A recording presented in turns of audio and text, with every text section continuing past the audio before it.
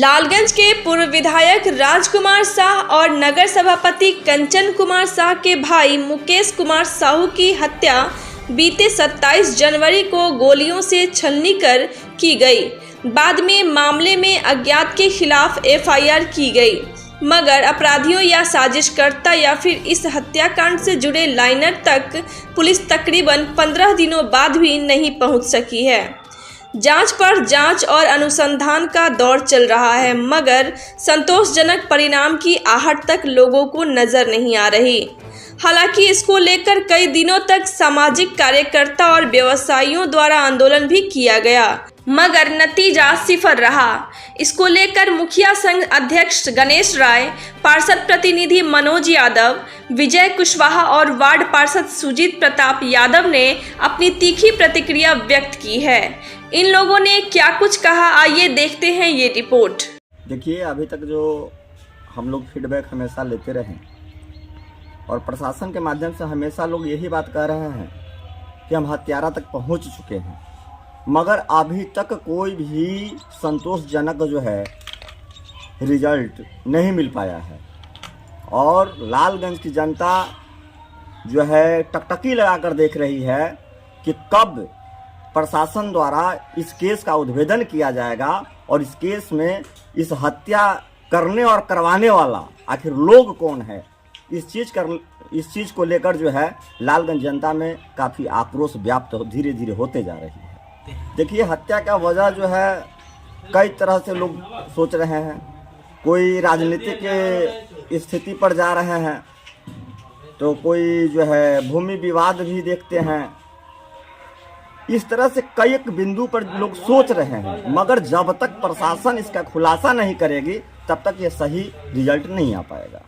हम लोग को तो लग रहा है, क्योंकि अभी तक जो संतोषजनक रिजल्ट नहीं आया और हमेशा जो है विश्वास दिलाई जा रही है कि तुरंत हम हत्यारा को पकड़कर जो है जेल भेजने का काम करेंगे, सेटर तक पहुंचने का काम करेंगे, मगर ऐसा कुछ नहीं।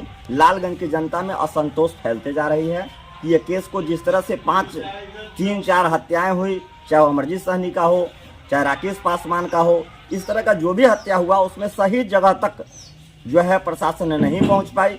लगता है कि इस केस को भी लोग दबाने के फेर में लगे हुए हैं, मगर लालगंज की जनता ऐसा होने नहीं देगी इस बार। देखिए, ये तो प्रशासन ही बता पाएगी, हम लोग तो प्रशासन पर ही निर्भर हैं। ये पब्लिक तो नहीं बता पाएगी कि आखिर सेम है कि क्या है। जब तक प्रशासन संतोषजनक नहीं बता पाती है तब तक लालगंज की जनता जो है काफ़ी असंतोष व्याप्त होते जा रहा है, असंतोष फैलते जा रहा है।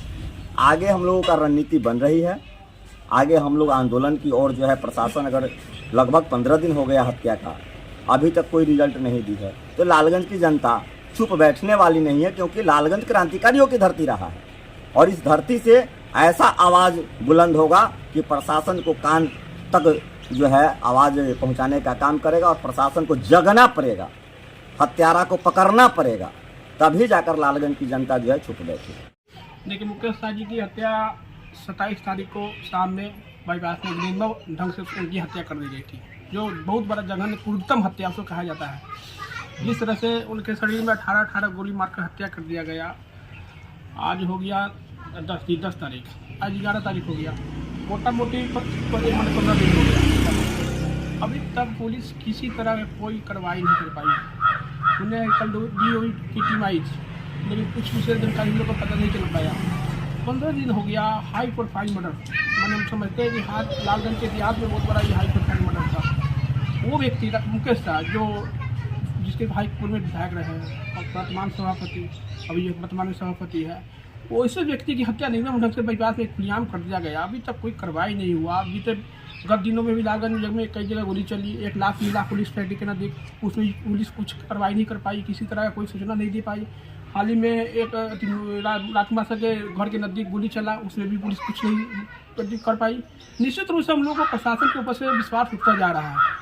हम लोगों ने काफ़ी लालगंज में आंदोलन किया था, लगातार हम लोग का 4-5 दिन आंदोलन चला था।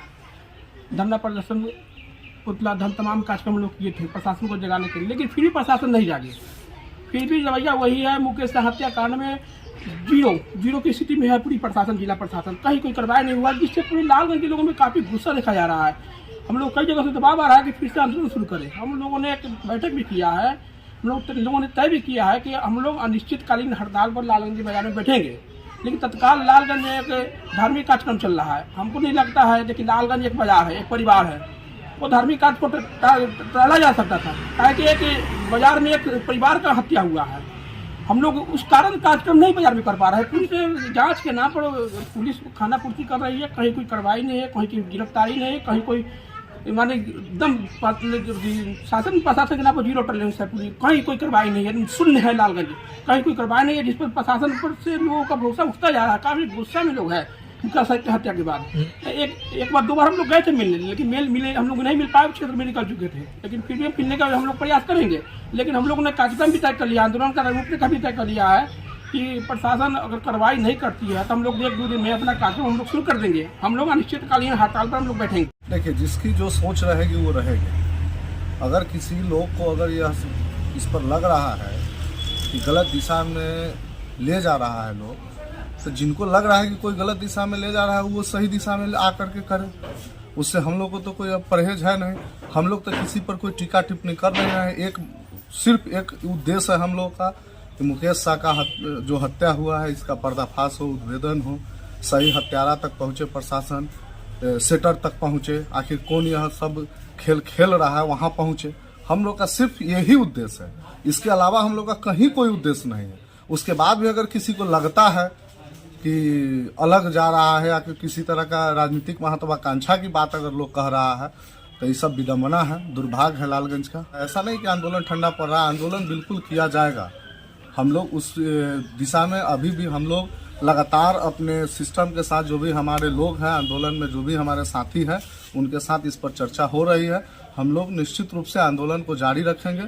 जो आज भी हम बोल रहे हैं कि जब तक इसका पर्दाफाश नहीं होता है, जब तक हत्यारा गिरफ्तार नहीं होता है, तब तक इस आंदोलन को हम लोग करते रहेंगे। जिसको जो सोचना है सोचे, जिसको जो समझना है समझे। हमारे लिए समांग बड़ा है, सरकार बड़ा नहीं है।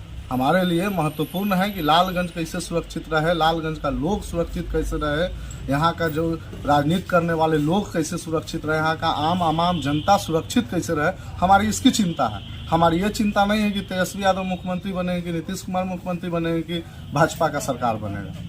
हो सकता है जिनको भाजपा से टिकट लेना हो वो इस सब चीज़ से बच रहे होंगे कि हम सरकार के विरोध करके, सरकार के खिलाफ आंदोलन करके हमारा टिकट कट जाएगा। तो हम लोग का ऐसा कोई मंशा नहीं है कि हम टिकट के रेस में है नहीं जो हम टिकट के चलते डरे और सरकार के बदनामी और नाम के लेकर के डरे। इशारों में समझ लो हमारी व्यथा क्या है।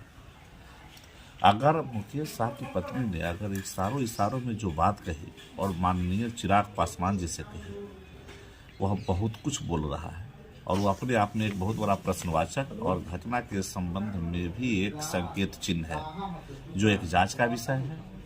और मैं प्रशासन से भी मांग करूंगा कि तमाम बिंदुओं पर जांच करें, क्योंकि उनकी पत्नी बहुत ही व्यथित होकर के बोल रही है और माननीय चिराग जी भाग रहे हैं, जो एक एनडीए के नेता के तौर पे भागना उचित नहीं है, क्योंकि वह ढास बंधाने आए थे। और मैं विशेष तो कुछ नहीं कह सकता हूँ, बाकी जो उन्होंने इशारे में बहुत कुछ व्यथा कह दी है और वह जांच का विषय है और इस पर भी प्रशासन का